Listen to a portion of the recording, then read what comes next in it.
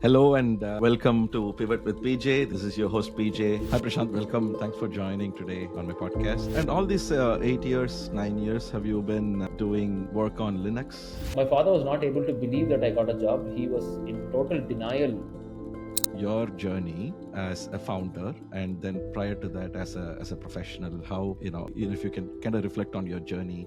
The transition between being a professional and entrepreneur, I don't think that transition has happened. It's the same old Prashant. I'm PJ, and I'm here to navigate the bends of the roads with you. I'm looking forward to it. Let's get on this ride together on Pivot with PJ. Hi, Prashant. Welcome. Thanks for joining today on my podcast. It's great to have you here for this conversation. Thank you, PJ. Excellent. So, Prashant, first off, right, I would like to explore your journey Mhm. as a founder, and then prior to that as a professional. How um, you know, if you can kind of reflect on your journey on both those phases, and also talk about some of the significant changes that you had to go through along the way, and we'll carry the conversation forward from there. Yeah. Okay. So it's very normal. So I'm from Coimbatore, and I'm an eighth generation Coimbatorian from the same house. So all my previous generations, they never had an opportunity of doing engineering. So I had the opportunity of engineering rather than saying had the opportunity. I was pushed into engineering. I wanted to basically join the forces and then uh, fight for the nation. But my father said you can still fight for the nation being an engineer. So yeah, very very again very bad with studies and all that, and I never had to. I never got the option of doing B.Tech. So I did my masters in software engineering from a college called CIT. There were like probably 49 in my class, and all 48 did well, except for me, who never did well. And yeah, as usual, I had like 18 backlogs in college. I think every founder used to be a dumb kid once. I mean, so I was so dumb enough that my teachers had to call my parents and tell me, "Ma'am, sir, your son is not even capable of earning 10,000 rupees." I don't know whether they knew the value of 10,000 rupees back in 2008. It still is a lot of money at that time, and they said, "No, your son is not capable of even making 10,000 rupees because your son has 18 backlogs." I think my mom was the one who spoke the real truth. She said that if you're not clearing your backlogs, you'll never get married. I think I think ever since that point, I kind of coined a phrase. Probably I have to patent it. I think Indian engineering is inversely proportional to Indian marriage. So so depends on what course you take up in college and how you grow from that point and what kind of salary you earn, and then where you are settled. Even the place of settlement also matters a lot. So it's a very vicious cycle. If you want to get married and then get settled in life, I think the benchmark at that point was get a 8 pointer or a 9 pointer CGPA. Unfortunately, I never fit into any of those criteria, and I had 18 backlogs before I could even count them. So I understood the truth, and I really wanted to have a family back then. So I cleared all my papers. So I thought, like, okay, let me go and try it out and then clear all the papers.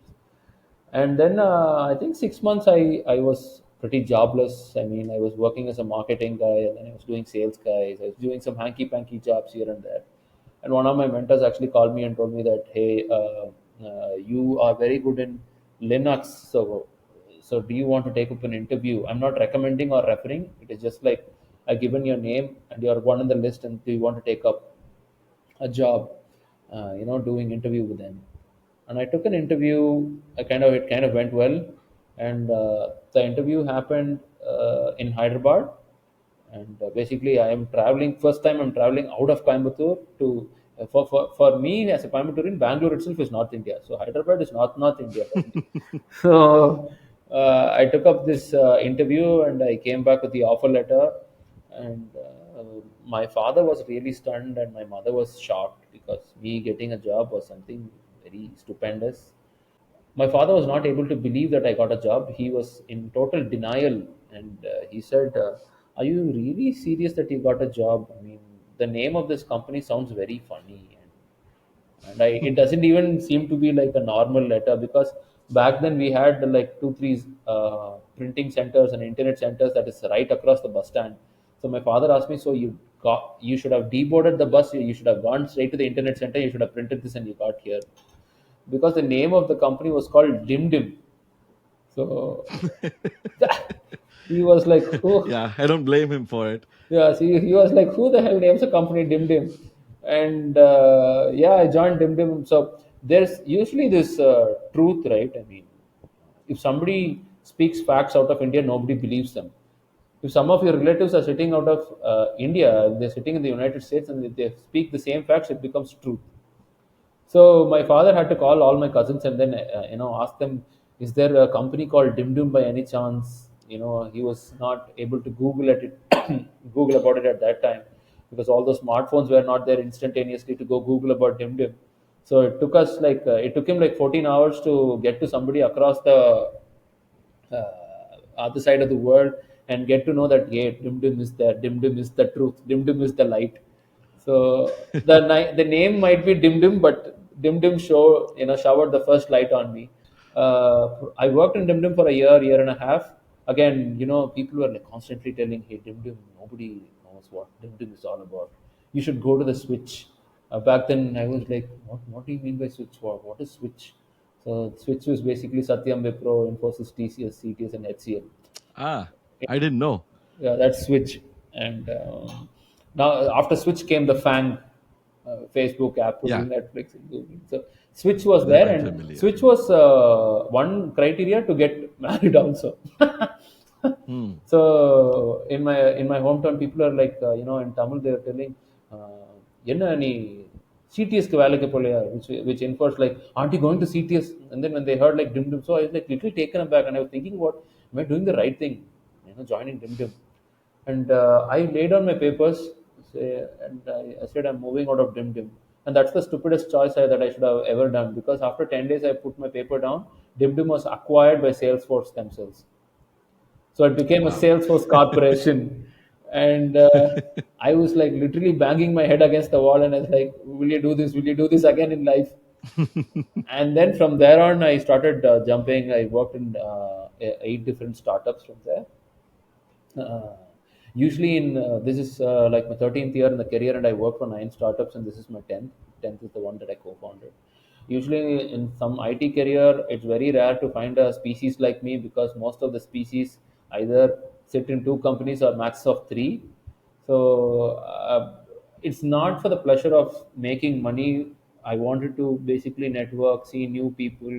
Traveling to Hyderabad itself was like something new to me. I decided to travel, so I went from there to Bangalore and then Chennai, and I was working in multiple places. I was happy meeting a lot of people. Every jump necessarily did not mean a lot of money for me, because there has been jumps where I had to take a pay cut and then go work there because the work was very interesting. So for me, it was kind of the time where I had to prove myself, because in college I was not doing anything, and then suddenly this happened. So this is like a superhero moment for me, and I started working and all that. Prove yourself to who? That's a very good question. Now I've told myself, why did I do all that shit back then? So it was not necessary. So I shouldn't have done all that. But I worked with different startups. I met different people. I had the pleasure of working with very good founders who became mentors for me. In fact, one of my bosses, his name is Vamshi Krishna Shankar Yogi. I don't think if Vamshi ever landed in my life, I would be doing what I'm doing, like with genuine interest, not even trying to prove with somebody, but falling in love with what I do right now. So if that man hadn't, been that source of inspiration or guided me in the right path, I wouldn't have been doing what I'm doing. So I'm very happy and And all these eight thankful for years, him to nine do that. years, have you been doing work on Linux, or Yeah, have I you mean, I started my moved work around? as yeah, I started my work as a Linux admin. Then I kind of switched roles, and then I became a DevOps guy. So DevOps was something new, and then Sundar Pichai came into picture, and he changed it to site reliability engineer, and then all that circus was happening. So it has multiple names. So from a Linux admin, I became a DevOps, and I was working on Amazon, AWS, web services, and all that. And mm, then, yeah, the entrepreneurial journey is kind of, I think I would call it a very accident. It's an accident, and thanks to Ajay, my co-founder, who brought me into picture, and you know, he was the one who made me an entrepreneur. I think all credits goes to that, and made me believe that hey, you can become an entrepreneur. Yeah, Ajay is kind of like 7 years younger to me, and I met him in the gym. So I was like working out, like doing my biceps, and then there was this kid who came and asked me, "Should I join LNT or Freshworks?" I know I used to go to a lot of colleges back then to talk to kids, and then he came to know that I go to these colleges, so he came and asked me whether I should do that. I was telling him, please take Freshworks offer, because Freshworks is the only office in town which has a Kellogg's vending machine. You can go like press, and then Kellogg's falls down to your bowl. So and they had this very nice pantry which had Rajinikanth caricatures on the wall. And me being a Rajini fan, we were right next to on Freshworks. Our office was next door. And eventually, everybody in our office during our lunchtime, we will be peeping at Freshworks pantry, and then we'll be like, we were like surprised to see their CEO having lunch with everybody. It's like I was like really surprised, like what was happening. So I told Ajay, go work with Freshworks, and our friendship kind of continued from there, and we were like good friends. And we used to talk about a lot of technology, and our only dream was to be in the Bay Area, right next to, like, four houses away from the big guys. That's what we used to dream at. Ajay used to be like, oh, we should go to the Bay, be in the Bay and all that. And we were exploring a lot of things, but first thing was like we wanted to know how business is being operated. So before even starting this tech firm, we did a business where we were basically selling Caventer's bottle. So we were kind of distributing mm, Caventer's bottle in South India, because Caventer's mm, was one fancy thing back in the South, in Chennai and Coimbatore, because the cow itself will go and cry because so many liters of milk is being consumed as milkshake. And all I knew in my life was vanilla milkshake and strawberry milkshake, and I never knew anything about from it. Here you have a big menu card, and I was like wondering, why will people come, and why is there so much crowd for a milkshake? They can do it back at their home and they do that, but they were coming for this glass bottle that was looking funny. And I had seen that bottle when I was back in the US, where people used to get milks. So it used to be the replaceable milk cans and all that. And it was very funny when I saw a few, millennials, putting the bottle next to their face and taking a selfie, and I was like wondering, will they even do it to their kids? Why are they doing it to the stupid bottle? Because they were collecting bottles like mad, and they were taking it back home. I still remember I went to one of the friends' place, like their house was like, I think he could have built the entire house with those Caventer bottles. So he had so many bottles. mm, He had plants, and then he had decorated it. He had put light bulb into it. So it kind of interested me so much that I happened to. We said like, okay, we'll try to do this. No, we wanted to be Captain Planet and then fight off plastics and do this business. So I think Ajay wasn't ready to travel. He said, Prashant, you go to Uttar Pradesh. That's where you'll find all these bottles. And I went to Uttar Pradesh. And again, Hindi, I do not know A to Z of Hindi. I do not know one single word, and I'm landing myself in Uttar Pradesh. I'm like everything. I acted the whole 2 days as dumb and deaf, so everything was like sign language. And then I met my first factory owner. This very big factory. It looks very fancy. The way they are making these glass bottles was like so beautiful to see, and I fell greatly in that with that glass bottle. And I was also one of those guys putting my head next to a bottle and taking a picture. So, I had my very small investment back then. I had like 5 lakh rupees that I invested and got my first distributorship. My father was so mad at me for doing it, because my father was a plastic food packaging distributor in Coimbatore, and I wow. am doing an exactly opposite business to him. So it was more like a Tamil reference is like Manik Basha and Antony from the great movie called Basha. So my dad said, I don't know, you've wasted all your money. What are you going to do? So we ran the business 6 months, and we became pioneer in that in South, basically. And I was not able to handle that business because there was too much cash flow, and I was really afraid of how am I going to handle this cash flow and all that. And I gave it off to my better half. She was very good in doing what she was doing, and Yeah, that became her business, and she's the only woman entrepreneur in that field of business now, who deals with glass bottles in and around South. And then me and Ajay were working in the same company called Responsive. Now it used to be called RFPIO. Now it's called Responsive. There, Ajay Hmm. had this problem statement, like, I don't want to get too technical, but he said, "Hey, there's a workforce called pre-sales, and pre-sales are not able to. They nobody's throwing light on their work. So let's throw light on their work by validating them, by coming up with a tool that can help them a lot." So that's how we came up with the tool. So the Mm. transition between being a professional and entrepreneur, I don't think that transition has happened. It's the same old Prashant, but with the added responsibility of handling a team, of Mm. handling the product, and handling my clients who have paid us, and we have to deliver them the best because they have put all their trust and money on us. So when I was working also, I had the same feeling, because Vamshi used to tell me, "Hey, you're not getting paid, you're actually going out working, and then you're trying to fix something, and you are responsible for something, for somebody's life out there, through the product that you work for." So I've always had that kind of responsibility when I'm trying to deliver something. So uh, one big difference is the team that I am currently working with. When I became an entrepreneur, I called up Vamshi and told him, "Hey, I started my company," and I told him 10 people are working under me. So he kind of reiterated and said, "Can you come again?" And I said, "Yeah, 10 people are working under me." So that's when he said, "Don't say they're working under you, they're working with you. They're not even working for you, because they are putting food on your plate. They are responsible for whatever change is happening in your life." So, it's the same old Prashant. Back then, now it's just the same old Prashant. Probably a lot of mustache now. That's the only difference. Yeah. So very well said, right? What Vamshi Yeah, told you about, yeah, how you view the employees, your team as, I think. I used to tell uh, my team that they are my first customers. correct, Keep them happy. correct, Uh, correct, I serve them first, correct, then they serve the cause. correct. Enable them, unblock them, whatever, right? So that's, I think, a very, very interesting perspective. Um, so although, in spirit, you feel and you say that you have been the same Prashant before being a founder, and now, are you able to see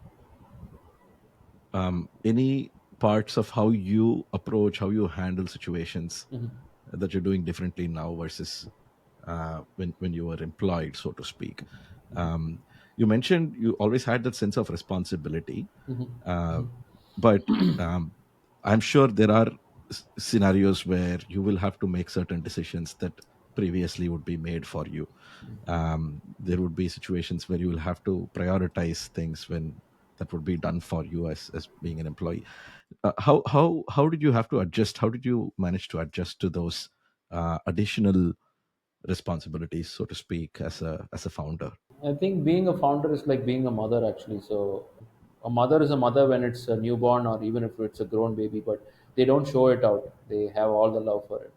But there are situations where I was really scared, like how am I going to handle it? Like, for example, if I have to do a compliance for my company, I've done it for some other company, but doing it for my own company, how am I going to handle it and all that? The sense of pressure was always there. I'd been battling that pressure even before, for the last, till 6 months before, I was battling all that. But I kind of got an awakening. It took me like 2.5 years to get there, but I'm not ashamed of telling that. But I got to a point where, like, hey, when something is happening or something is given to you, take a pause. The pause doesn't mean it can be for a second, it can be for 10 seconds, it can be for minutes, hours, or days, or years even.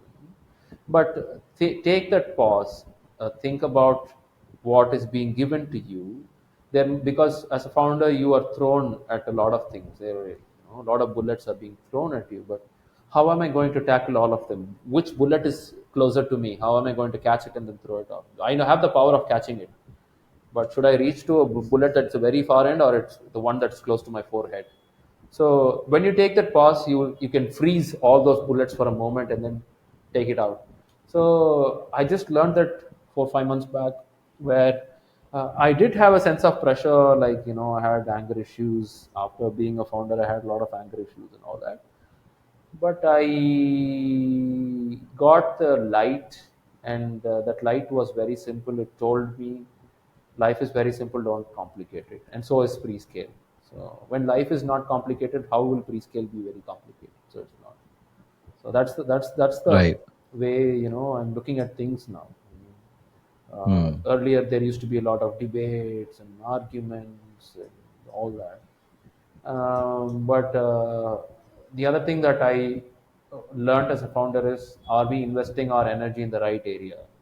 Because your energy is required Hmm. in multiple places. Is the right energy being focused at the right place? If not, it's of total waste. You've wasted time and your energy as well. So I started focusing on all Right. that, and then getting things done was very easy. Now it's becoming very easy for me. Excellent. So, having got this awakening that you mentioned, right? At a mindset level, it's understandable. You get it. You know that you need to make these changes in how you look at things, how you respond to situations, whether it is emotionally or intellectually. How did you take that and put it to action? So,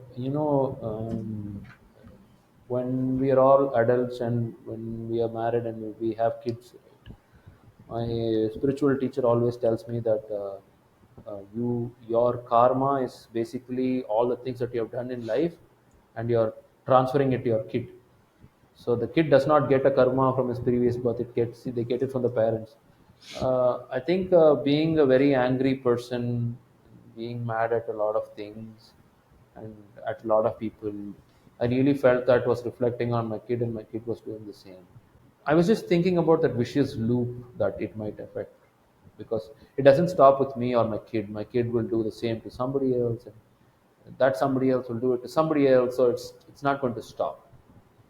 So, what are the little things that we can do in life is what first came to my mind, and my Hmm. thought. The first thing that came to my thought was to how to stop being angry, how to handle stress, how to handle pressure, because everybody goes through that. I think the very earth that we live in goes through a lot of pressures. The way we have polluted it and the kind of pressure it goes through, nature goes through, is immense. Then what kind of pressure we go through? But it's able to substantiate all that. But it does punish at one time. It punishes when seriously that punishment is required. It punishes that. But till date, we are able to feed ourselves, get water, and all that.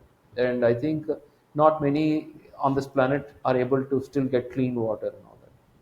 So I practically believe that I have a roof now. I'm talking with you. I have a good internet connection. It makes me very privileged.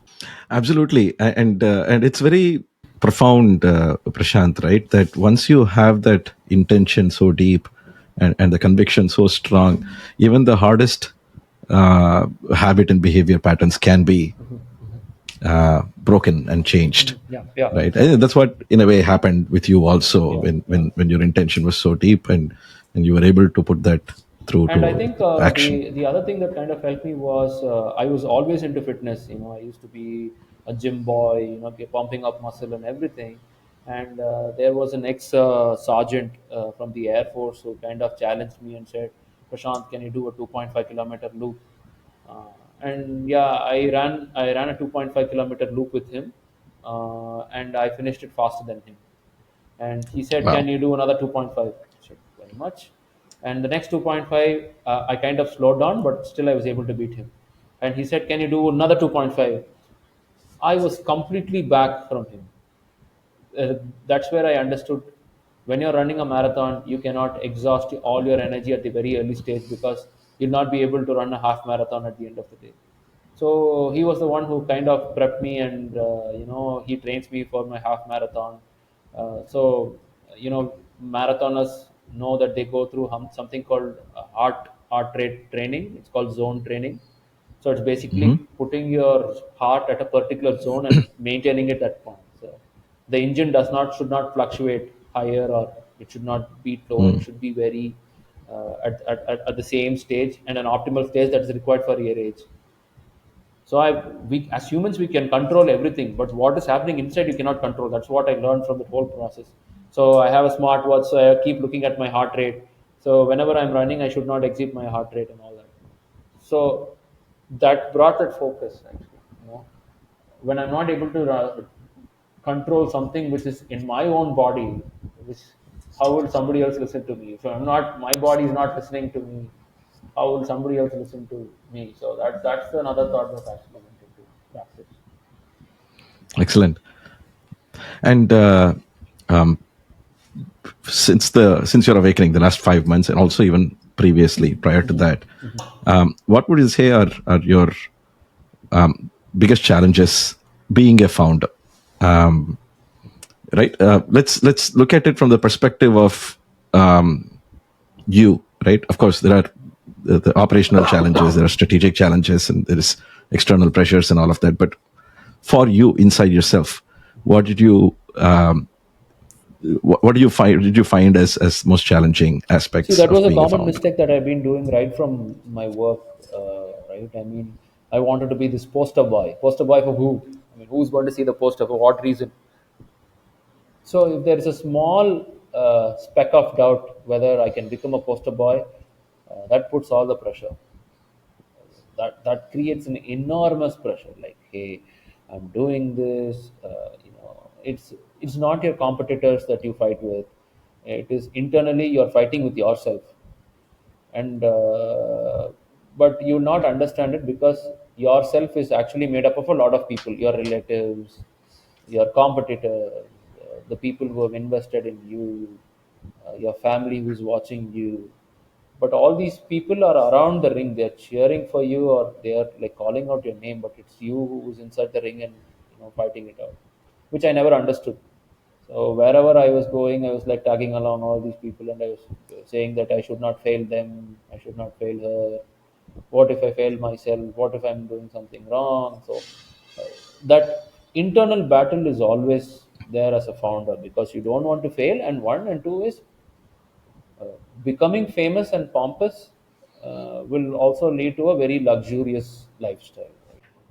I believe I'm still human being, and I had all that greed to go around a costly car, wear costly clothes, and all that pressure kind of built in me. So I think not everybody, but I would say at that point I was not matured enough, to handle that pressure. I should say. And then later, Mm. life itself taught it to me, and it has its own magic that you can never stop. It will teach you one day. I learned it that way. Right. Right. And would it be right to say that it was the glamour of being a founder was more Correct, attractive, correct. It's uh, correct. momentarily at least, than the actual the fulfill sense of fulfillment that comes from making an impact? Correct. Yeah, that's the glamorous thing because you were always an employee, and suddenly when that E becomes an R, even though Right. that E has gone off from the last E has gone off, it's still hidden as an ego. So, so that E is in the still in the brackets, and then you have an R next to it. So that ego is always there. Oh, like okay, I think. Mm. 6 7 months back, 6 months back when I was going into this kind of spiritual transformation, I met a person. I told him, "Hey, I'm the co-founder of Prescale." So that ego and attitude kind of hit me. There were two movies that I can find it out for reference, like Tamil movie Chandramukhi, where Jyotika turns into this Chandramukhi. She's obsessed being Chandramukhi, or that Bhool Bhulaiya movie where Vidya Balan becomes obsessed, right? So I kind of, founders get obsessed when they say I'm co-founder and all that. But he said, you just founded a company and you have 15 people working with you. You didn't find this whole world, right? I mean, you did not invent what is around you. You invented something atomic, very small. So why do you have to have so much pride about it? So I think Mm. humility was something that was another thing that you have to battle it out. That ego will always come and sit on top of your head. Like, how are you going to shoo it away is a bigger question. It's $1 million question. Yeah, in fact, I want to come to this a little later when we talk about the other things that you do, because this is something that is very important for all the founders to understand, right? This could be common pitfalls for aspiring founders too. So we'll come to that in a moment. Can you maybe talk a little bit about very specific instances of small changes? You talked about what you built being atomic, but there is also atomic changes that you might have had to um, do for yourself, as your as particularly in the last 5 months, right? Has there been anything that in your daily habits, in your routines, in the in the way you talk to people, has there been anything, little things that you did that kind of added up and compounded? Yes, definitely. The first thing is to listen to somebody when they completely talk. Listening, observing it, and then answering it with a lot of crystal clear words is an art, and you can gauge it, or you can harness it only if you listen to somebody and what they're saying. Again, as I already told you, take that pause and then answer. That's the biggest change that I've had. Otherwise, I would interrupt and then intervene and talk back and do all that. That's one. And two is emotional balance is something that was missing in me. Being angry and after 10 minutes being normal. So, volcano when it erupts, people will know, okay, the volcano has erupted, the lava is flowing down, you have to run. But just imagine, so that is a time when people will run away. But just imagine a volcano which keeps bubbling up and then goes down, bubbling up and goes down. So it inflicts a lot of fear to people around you. They can And never, anxiety too. yes, they can never live in peace. So I think that's something that I actually discovered, and meditation and yoga did not help. So I started going to therapy, getting myself course corrected. I found that when your core is infected a lot, you might put bandage. Meditation is a bandage. Yoga is a bandage. Workout is a bandage. But have I applied the proper medicine on top of that, and I am applying the bandage? No. So I think I have to apply the Mm. medicine and then keep it, let it free, the loose air, let it heal, and then you can do everything after that. When your core itself is not correct, I don't think any of the practices will help. I started going to a Right. therapy and all that, and therapy kind of helped me, being the person I am now. And thanks for sharing that, Prashant, because it's thanks for being vulnerable there. Also, it is very important that founders particularly understand the importance of the mental health and well-being. And it's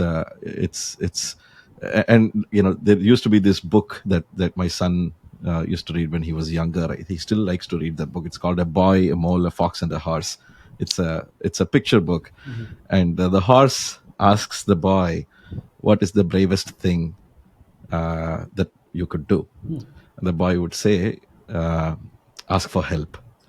So so I think it's a very profound thing, because to me, asking for help is not about quitting. It's not about being low. It is about perseverance. It's about not wanting to give up, right? So I think getting help, professional help, is something that absolutely needs to be normalized and encouraged. In fact, I've been telling my founder friends, and I've been practicing this myself, where I talk to professionals every now and then. I mean, on regular intervals, right?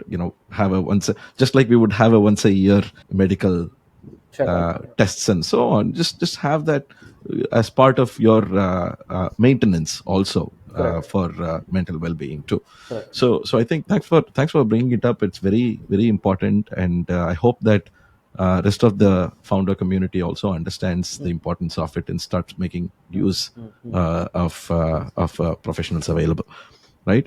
So, Yeah.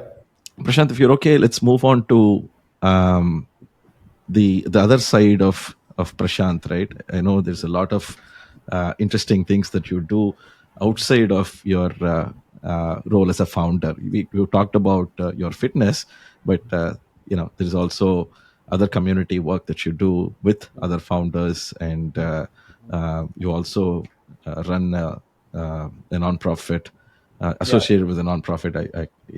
Can you talk a little bit about all of those that sides of Prashant?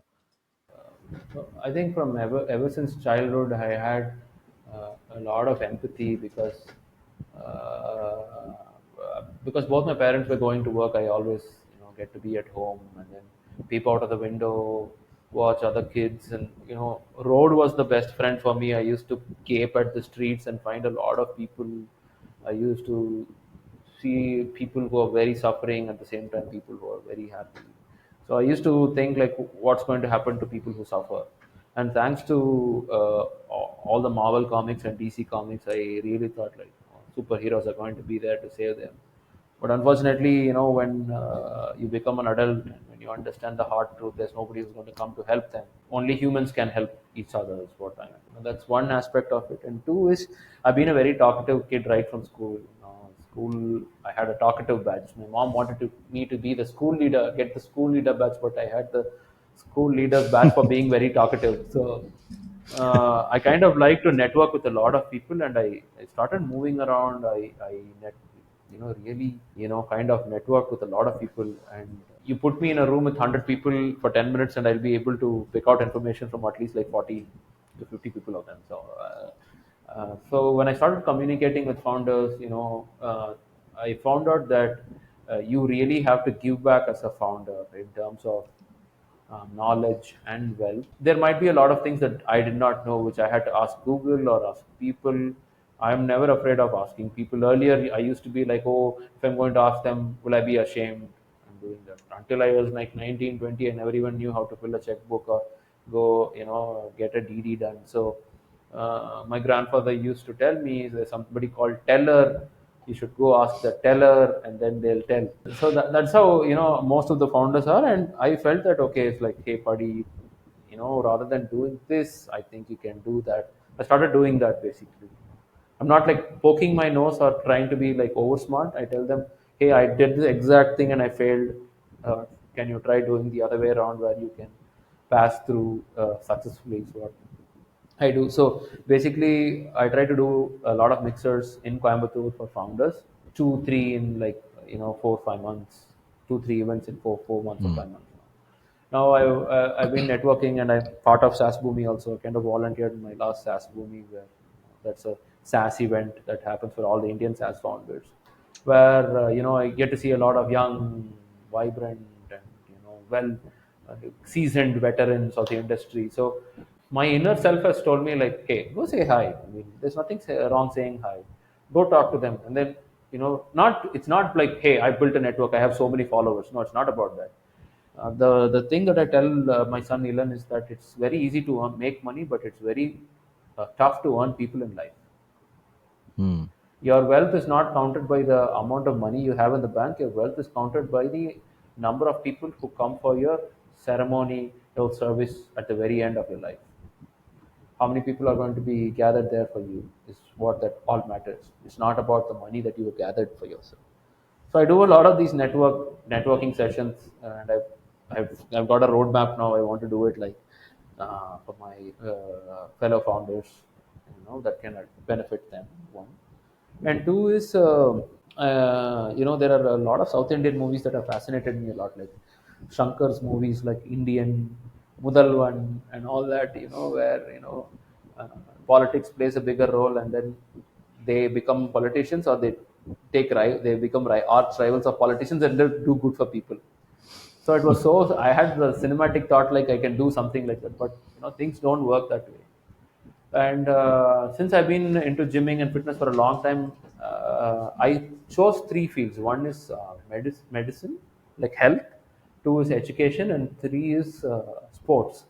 So I basically have helped raise money for two heart surgeries for babies, and that's a lot of that puts you in an enormous pressure, because you promise somebody that, hey, I'll be there with the money, and then trying to raise that, it's an enormous pressure, and sometimes it will work out, sometimes it might not. So it's like somebody's life is at your hands. I told myself, Prashant, are you that responsible, or are you emotionally strong to handle it? No, I was not emotionally strong. Education is also something like that. But sports, there are some basic things that happen in sports in India where kids from villages, when they want to go participate in a track and field, the most essential thing are shoes. A lot of kids in India in villages still run 100 meters and 200 meters without shoes, and they excel at it. Without shoes, they still excel. I was just wondering, what if we get some good pair of shoes for people like us going to a mall and then swiping our card and getting an 8 grand Skechers or a Reebok is something that's become quite normal these days, because we are all used to we are all used to not used to, but we have that liking of having a debt. So we create a debt with a credit card, and then we'll repay it whenever we want to. Some people repay it, some people don't even repay it. So, but for families like them, an 8 grand shoe is like a dream, where it will take them almost like 2 years to get there, because they might save money to get that shoes, and that money will be used for something else. So they don't go have shoes. And the other biggest problem is, even if they have shoes and all that, they don't have good set of coaches to go and talk to, get trained to. And third thing is, even if they have a good shoe, good coach and train, if somebody from South India has to travel to North India, it's a huge, circus. They catch an unreserved they travel in an unreserved compartment right from here to Delhi, and they go to Delhi. It is like a pain wrecking 36, 38, 40 hours journey. They have to stand in an unreserved compartment, and when they go to the event place, they're not going to perform. Eventually they get injured, or they are going to call it quits. So these are the three Mm. main problems that they're facing: facility, coach, and travel. So me and Ajay, we worked on this, and then we were able to work with other friends outside of India who were very supportive and kind on that, and they were able to help us out. So we built our own non-profit organization called the Athlete Foundation that helps kids from villages to participate in sports and all the other events. So it was very easy Mm. for us to raise money and get a pair of Nike. It was very easy for us to raise money and then send somebody from Coimbatore to Delhi in a 3-hour flight journey and participate. It was a very slow process, I would say, because people have to trust you, they have to invest in this process, they have to invest in you. They don't get anything in return. Kindness and thanks and please and sorry are the only return gifts that anybody can get in contributing. But after 3 years of starting it, we had our first athlete who made it to the Olympics. Wow. We had a trans person who basically got a job in the railway police force. We had a lot of kids who went to the armed forces, the navy, the air force, and the army. We had a lot of kids who joined the railways because of sports. Now we have another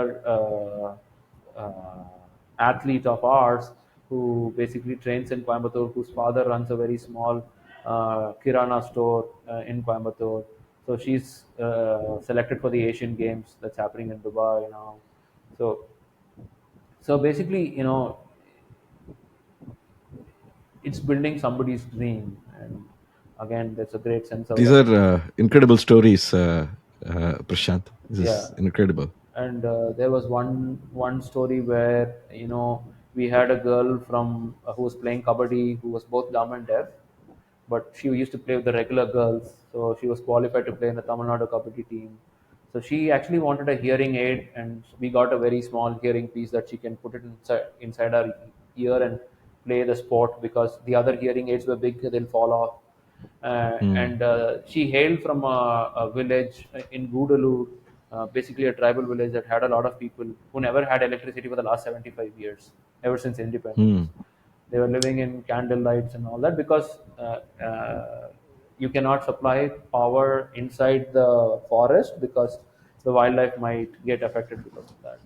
So one of our friends said, if one girl is coming out of that village and playing kabaddi like this, how many people will be there like that in that village stuck there?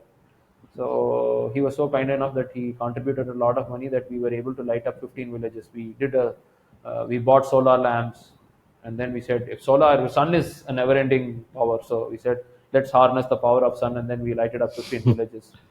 So, we have not gone out and spoken about it. I think, yeah. I mean, I used to be this guy who used to go and post it out on Instagram.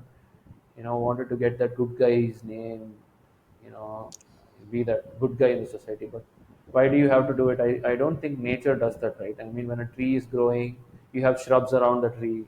Does it expect all the credits? No. The tree actually passes on whatever it has remaining, it passes on to the shrubs, and again it becomes a tree. So when nature does not do it, why should we do it? Like, why should we advertise what we are doing? Just go do it. I always wanted to be, again, I always wanted to be the Dark Knight, man. I mean, and probably be the Robin Hood. Never show the face. Hmm. Do what you're doing. Whatever is at my disposal, I can do. But again, whatever is not at my disposal or not in my control, I can still not do. Yeah. So this is great work you're doing, Prashant, with helping kids from underprivileged backgrounds, um, get the opportunities for competing in sports. And the stories that you shared are really profound.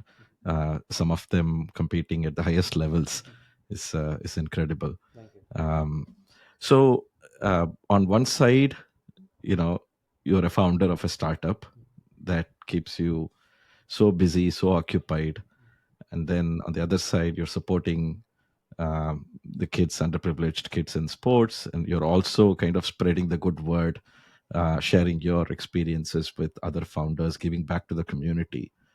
um, let's do a bit of a lucid dream, right? um, you've had a great week. It's Friday evening, you go back home, you're feeling really good about the week, you're feeling so fulfilled. You're turning on the TV and just relaxing and thinking about feeling so good about yourself for the week. 5 months back, I would literally say, if somebody asks me, like, I slog my ass off, is what I would say. But now I think after this 5 months, I really say I did what I liked the most. And now, if I have to continue doing what I like the most, it's time for some reboot. Earlier, it was not that. 7 days, no Sunday, no Saturday, no Diwali, no Pongal. You don't know what day it is. You keep working and then taking meetings and all that. So when somebody speaks about Friday, it's like, oh, it's Friday now. What are you going to? When somebody asks me what is the plan for the weekend, again, I will tell them, okay, I'll sleep an hour extra and then take my laptop up. When I say an hour extra, probably I'll wake up at 6 o'clock. But again, that seems very crazy. So I'll again pick up my laptop and then start doing it.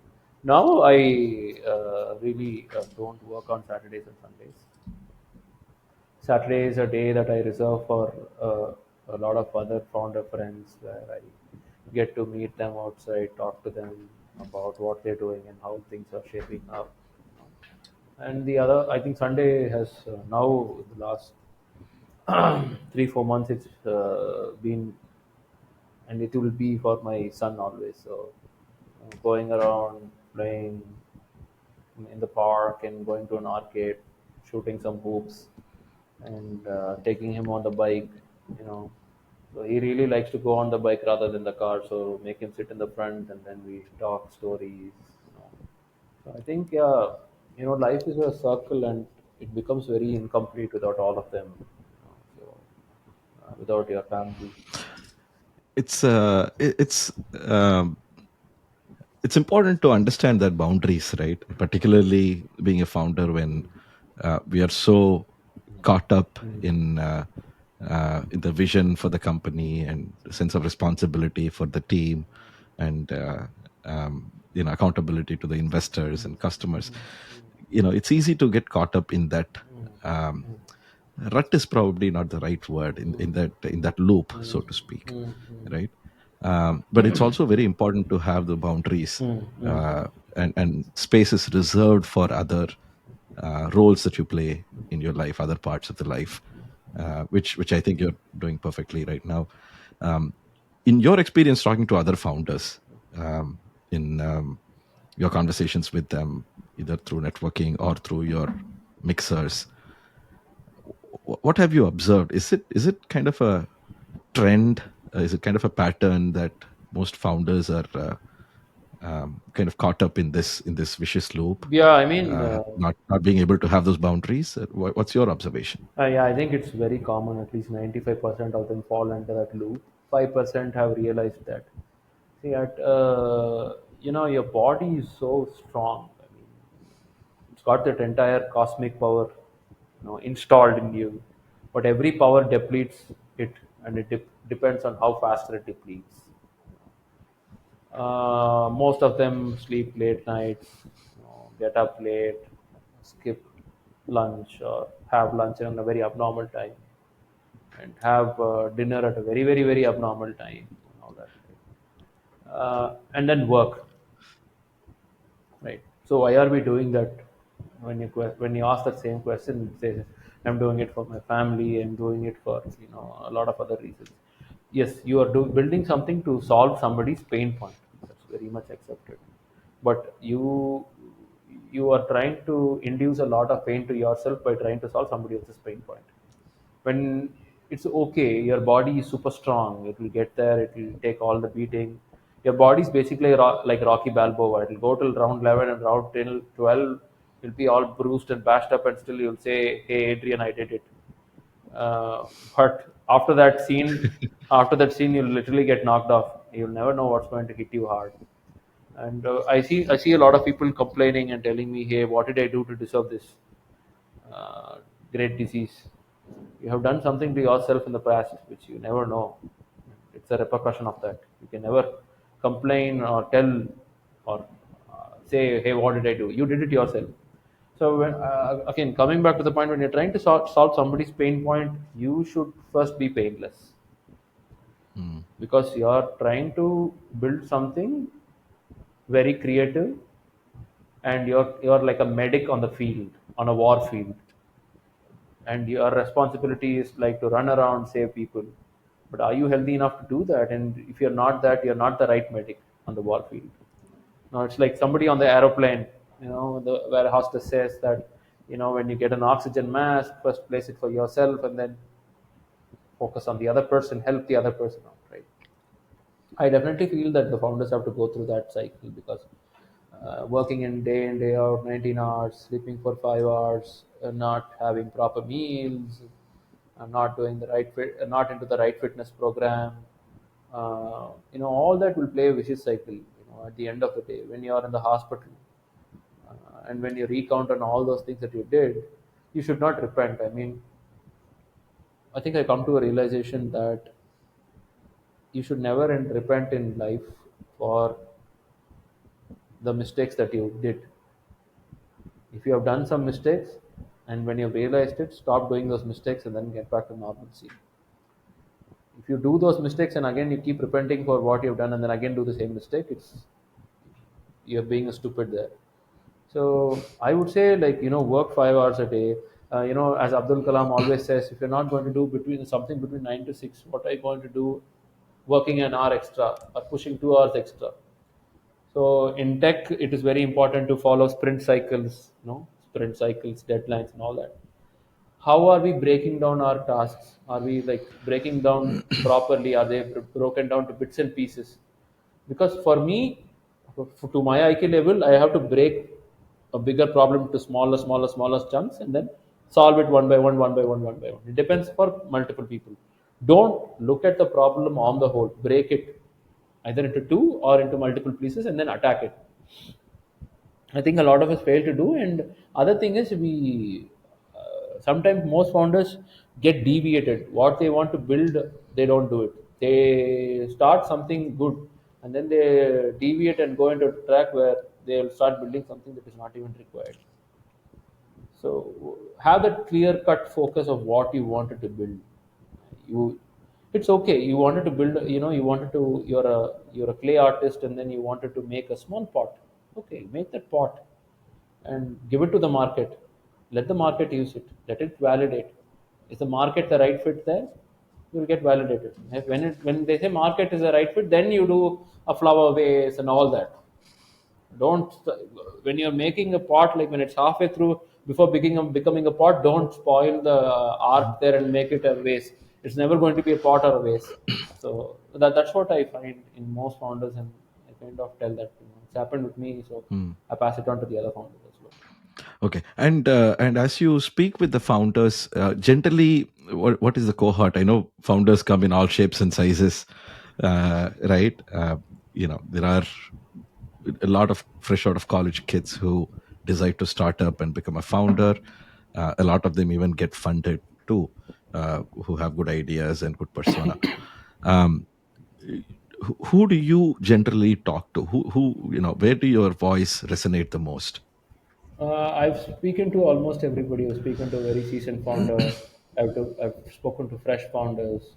I've spoken to founders who really failed in their startup and then built the second one.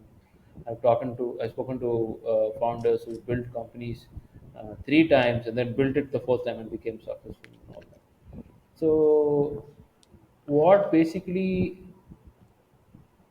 I found is at the end of the day, all of them are human beings, and each human has a common trait. Some human beings do not have perseverance; they want to call it quits. Human beings are they have that perseverance. They keep continuing, no matter how many times you pull them down or put them down. They keep getting back up. Some human beings have a lot of ego to the top of their head and limit their success by that way. They say, "I'm a successful founder." When somebody says, "Hey, you're a founder," first I tell them, first we're all human beings. So have we discovered ourselves being the right fit? There's something called founder market fit. Are we founder market fit first? The most common thing to be, or probably it's not, I wouldn't call it an advice, but the most common thing that we have to do is like keep our heads down and then be humble and then do what we're doing. Again and again, I'll probably Right, come back to the example of nature. Sun is never going to come up and boast and say, "Hey, I'm the reason that you guys are surviving." It has to come every day and then do its work. A lot of things around us are doing its course of work, but they don't wait for validation. They don't wait for appreciation. I see that a lot of them right. wait for validation and appreciation. And when they do that, does it take their focus away from the real work and potentially making that impact? Yes, yes, yes, yes. It does. I mean, expecting a validation even before completing something is quite absurd. It's very absurd. You can expect it only when you have completed it. Like it's the doctor's validation. When he's doing the surgery halfway through, he cannot validate and say, "Am I doing a good job?"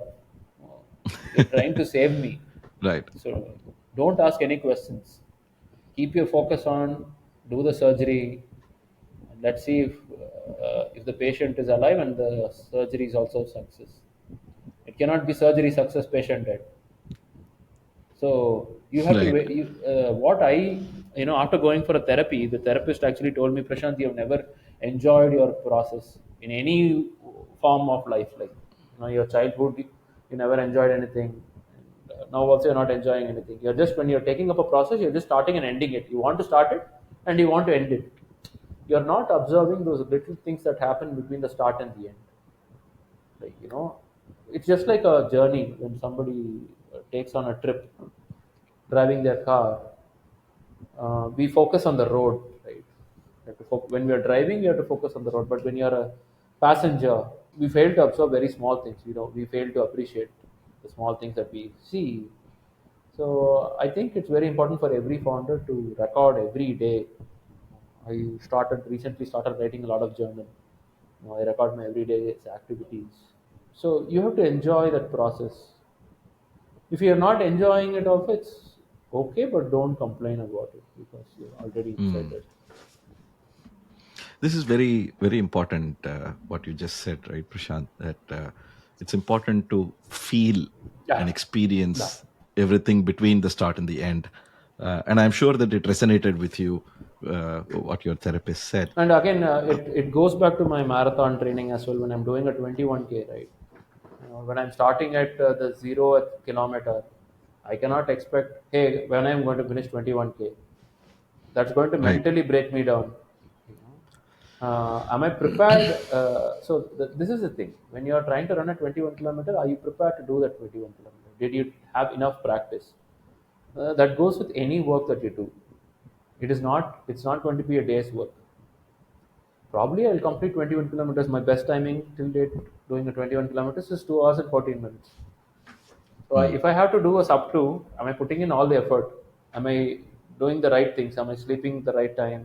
Am I feeding the right thing? Am I hydrating myself? So there are a lot of factors that lead to your success. It is not just that I started doing it, I should be successful. Are the associated factors in that place, just like planets, right? They are in the right place, and then when they revolve around the sun, they get the right amount of energy. Farthest planet gets the farthest. So the factor where it is placed that gets that benefit. So you have to factor, position yourself, do the right things. Don't ask for constant validation. When it comes, you will get validated. You needn't seek it; it will come to you. And it's also gratification too, right? Yes. It's a Yes. validation in is one side, and seeking that in a lot of times instant gratification. What do I get today to get my energies up, Hmm. uh, sort of thing. I think what you're saying is also in a way developing that strong set of principles, set of beliefs and values, and placing your faith in them, that you uphold them, you put in the effort, you do the grind, and just don't worry about the result, and result will happen. Correct. I mean, isn't it the basic human quality? When you're out of the womb, you don't run. When you start walking, you would have fallen a multiple times. Some kids start walking after they're a year and a half or 2 years, close to 2 years. Some kids take time, but they still walk. At those stages of life, you probably had your parents to lift you up, but they're not always going to be around you. They're going to do their work, and you're going to fall down, practice, and do it. So I think we have to go back to the basics, switch to that part of life where we did something on our own, which is itself the biggest miracle, right? So I think we have to go back to those basics and then compare our current lives with that, and then build it that way. Why do you think we have come so far away from that, the essence of reality, right? I mean, the essence of reality is what you just said. We come into the world, the village comes together to uh, get us ready for living a life on our own. Hmm. We do our bit too, and all of this happens naturally. It's evolution, right? And uh, and somehow, and I believe that it has happened in the recent times. When I say recent times, probably the last 15, 20 years, uh, that particularly in the last 10 years, I would say that in India, particularly Indian founders serving in the SaaS space, right, in the tech space, there is a lot of money coming in. There's a lot of investments flowing in. There's a lot of ideas. We are competing in the global market. There is attention, and visibility, right? Is Are these kind of taking the focus away from what the real responsibility of a founder is, in a way, right? Which is understand the real problem, understand the customer, understand the pain, in a deep way, and solve for it. In the process, build an organization. In the process, build a team, enable and empower the team to grow. You kind of also be in a developmental mindset where you constantly kind of look for opportunities to get to a better place, right? I think these appear to be normal, these appear to be common sense, but somewhere along the way, it seems like we start chasing after shiny pennies and short term uh, wins, so to speak, which are not really wins. Those are shallow. Those are it's just instant gratifications. What needs to happen, you think, Prashant, for this to change? I mean, if I were a founder, kind of been lost in these woods, where do I start? How do I take the first step? See, we are so into a lot of things around us. It's kind of addiction. It's not only that you're addicted to drugs, alcohol, and cigarettes. There are other forms of addiction as well. Right? That kind of what it does is it actually breaks up, as a person who you are. It first breaks your character there, and then you start chasing around things that's not even necessary. I think again it's again the self evaluation, PJ. I mean, how frequently are we evaluating us, and are we truthfully evaluating us? Are we true to ourselves when we are evaluating us? I think in that course of evaluation, you will find out how truthful you are to yourself. I think if we are not truthful to ourselves, how can you be true to your investors? How can you be true to your clients? I think that character is very important. You know what is wrong, Right. what is right. When you were young, you were taught about greed. When you were young, you were taught about how to be healthy. You know everything. You've grown with the basics. You come from a country where everything is taught that way. Down the line, I think we became Instagram fanatics. Reels became real. We lost the real sense of the world. We really don't know how the real world is functioning out there. So I think it's time for us to evaluate ourselves, and then we know what is right, what is wrong. And if we do it the normal human way, I think we'll be able to do it. Right? For a founder, there are very vital qualities, like we have to talk about being empathetic, uh, truthful to yourself, truthful to the team. When a team huddle is happening, you all gather around together. There you don't act like a king. You're always not a king. You're never a king, and you'll never be a king, because there's you know you cannot define or coin yourself as a king. Have already been a king. Or I'm going to be a king, or I am a king. There's nothing like that. You're part of the team. As I already told in the initial phase, it is because of my team I'm having food. So get onto the huddle, talk with the guys, talk your heart out. Ask them, hey, what are we doing wrong? Should we go back, start from scratch, or what is going to happen? Well, as a founder, be very reassuring to the team. Uh, that's very important. Are you reassuring them? Are you giving them the sense of belief, the hope that hey, we are doing the right thing? Ajay always says one inch at a time. So it's always that 1 inch at a time. So I think that is very important, right? I mean, you are not the captain of the ship. There are a lot of other people on board who are working day in and day out for that engine to function. You're just like guiding through, and then you are in a very comfortable position where you get to see everything. But there's somebody in the deck, in the bottom of the deck, who does not even see the real outside. You get to see it, so you are very privileged. So have that sense, and also keep in mind that there's somebody at the bottom of the deck trying to drive the ship around. So that empathy, if we have that empathy towards our investors, towards our clients, we'll always have it. And I will also say that most of the investors, my investors, especially, have been like good coaches. Like they every week my investor comes to a call. He doesn't ask me, "Hey, Prashant, did you do that? Do this." I've never seen an investor asking, "Hey, what should I do? Who do you think I can go talk to? Who do I think I can introduce you to?" So he's been that coach on the sideline. But when your investor is behaving the other way around, you cannot blame them, because you chose to raise money. It's somebody else's money. So they have their own set of pressures. But how will you tackle it?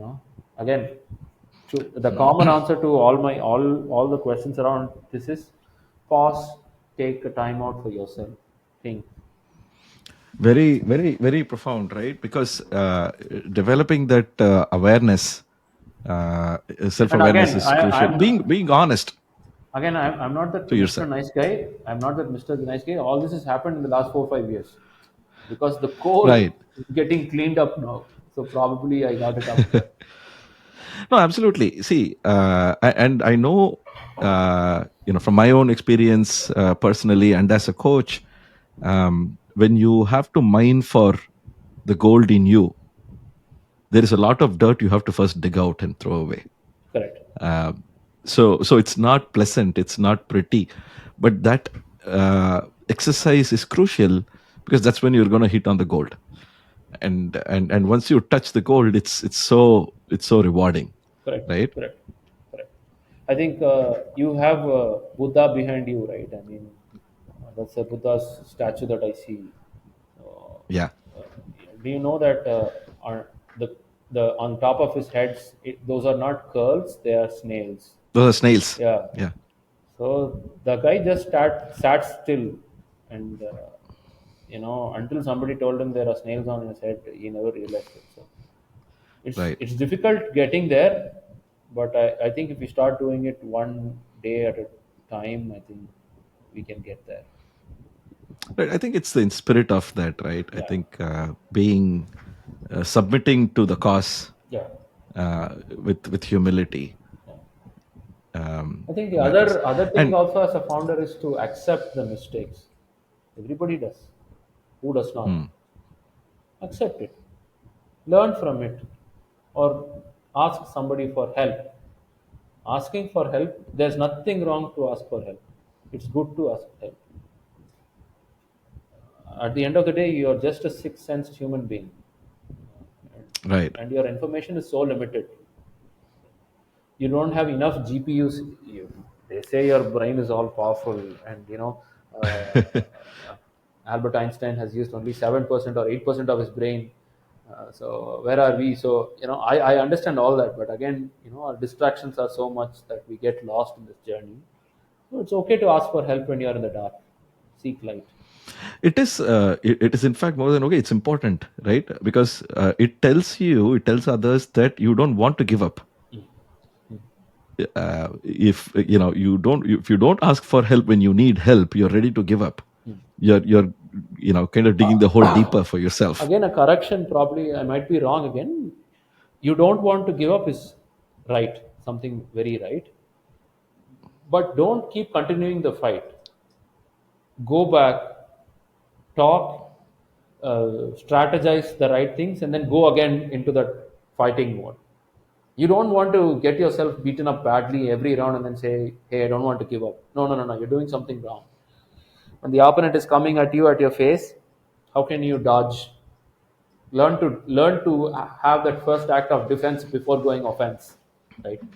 So Absolutely, so absolutely. so being defensive is nothing wrong. Rather than going offensive and getting hit bad on the face, Fully with you. In fact, in a way, right, on the other side of the argument is, it's okay to give up, it's okay to quit, correct, also, right? correct, Because if it means that it puts you in a better position, better place for your own well-being, quitting requires deep levels of self-awareness, deep levels of looking at things deeply, and saying, okay, hey, this is not something that I want, it's not bringing me joy. yeah, I think it's okay for me to yeah, correct, move on, correct, right? And look correct, for something else, which correct, is totally fine. Absolutely. correct. Yeah. Great. And, in your experience working with and talking to founders, again, who come from, with different shapes and sizes, um, it's also important that, as founders, we are more open for help, open for suggestions, ideas, whether it is from another individual, whether it is from a coach, whether it is from a book, whether it is from nature. Having the mindset of absorbing things that will be beneficial, that will be useful to us, right? Um, do you see that? In general, you would expect founders to be open, hungry for useful information, useful insight when it comes to their business, when it comes to running the company. But when it comes to themselves, it kind of gets somehow, muddled, and it doesn't go through. Is something that I have also observed. Is it same kind of across the board, or do you see that there are certain cohorts of founders who are more open, who are more aware, whether it is generational thing, or it is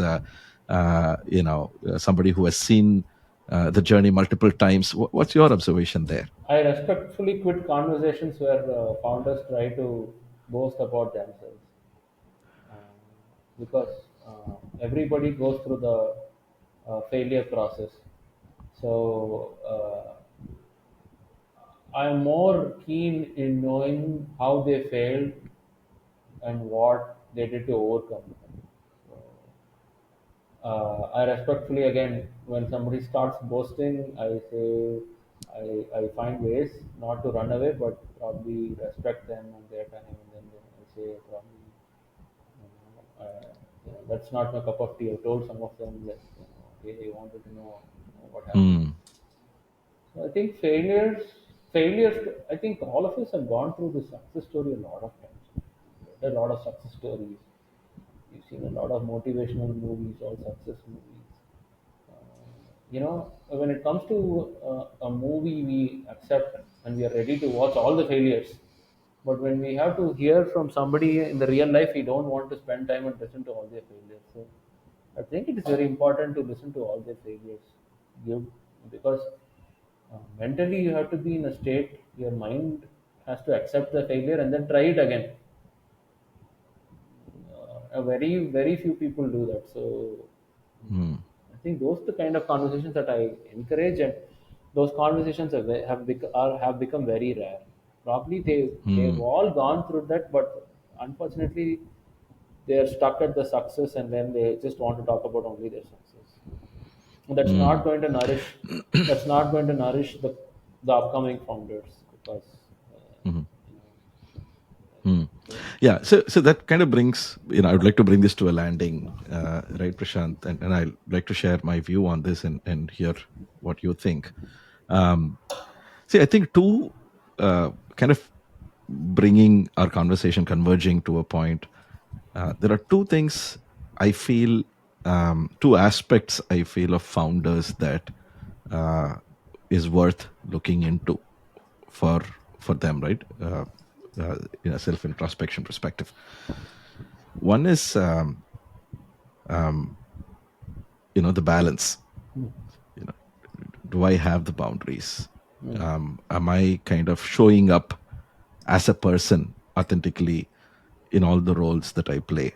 mm, And are all the roles that I play kind of feel enriched? Am I missing out on something that I'm going to regret later because I was, uh, doing off something else? So I think having a sense of balance is one thing, and the second thing is impact. Am I chasing after vanity metrics? Am I chasing after uh, image building, or um, managing perceptions as opposed to solving real problems and making impact? I think these paradoxes and introspections, on these two angles are so crucial, I think, that would make a founder more authentic and more um, aligned and congruent to their own selves and their own beliefs, right? So once that happens, I feel confident that they will be able to lead a more fulfilling life, both from a personal standpoint and also be more successful. See, success is an outcome. Success is something that happens. It's not something that you do, right? So I think this is going to help them be more balanced and be more impactful. Is what I feel. Now I'd like to hear from you. What are the top qualities that you think a founder should have, um, right, to lead a life that would be well rounded and grounded? I think the personal and work balance is something that we have to look upon, and that is completely missing out. One way we are either completely into work. If you take a Venn diagram of most of the founders now, I think most of the circle will be on the work side and very little on the family side. So I think the very important essence is to understand and draw a line, and then say, hey, I'm going to spend so much time in work and so much time in in my personal life, because both the aspects are very important to you. Like, what would you do in work and what would you do at personal life? Second thing, when you're drawing that line, when you're at work, when you want to be that guy running that company, uh, I think it's not only you who was running the company. One, and two is you cannot do all the bloody job there because you have designated specialists You have designated subject matter experts to handle that. Leave it to them. And when you're leaving it to them, even before leaving it to them, hire the right people. You know who you want to, right? You just don't, hire them for the sake of hiring. You know, if this guy is going to do it, it's like this. Imagine somebody building a house. Imagine just one guy building the house, and imagine 10, 15 guys, simultaneously working in unison and building a house. It's going to be different, right? It's going to be harmonious, and it's very beautiful watching that. So have the trust in the team, right? The only point where you have to step in and say, hey, you're doing this wrong, is during your 15-minute stand up in the morning, and then again a 15-minute stand up in the evening. Between that two, you don't poke yourself out there. Let him play the game, because if you're going to intervene, he'll have a self doubt. He will not play the right game. He will think, why am I here doing what am I doing? So let him play. Allow him to play. If he's not playing well, you all you need to do is just stand from the boundary line and then shout out, hey, you're not bowling the right way, deliver the right balls out there. So that's one. And uh, keep talking to, so there was this wonderful life coach who I met recently. His name is Srinivasan Gaurikantan from Bangalore, who told me that if when you're building something, it is not for your client, it's for your client's clients.